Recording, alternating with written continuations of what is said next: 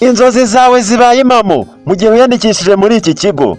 Ubuyobozi bwa Lycée Islamique de Rwamagana buramenyesha ababyeyi bose bifuza kurerera muri iki kigo guhera mu mwaka wa 2021 2022 ko gahunda yo kwandikisha abanyeshuri yatangiye. Tubafite imyanya mu byiciro byose bitandukanye, level 3, level 4 na level 5 mu mashami akurikira: networking, plumbing, accounting, tailoring. Mana we, twakira abanyeshuri bose kandi tubafitiye n'amacumbi. Duherereye mu karere ka Rwamagana mu mujyi neza rwagati. We mubyeyi, wifata umwana wawe ngo upfe kumoroha ku kigo utazi. Nkuranga ikigo cya Islamique de Rwamagana, uwahize ahasoreza afite discipline y'umwimerere, kuko iki kigo turarera ntago tworora.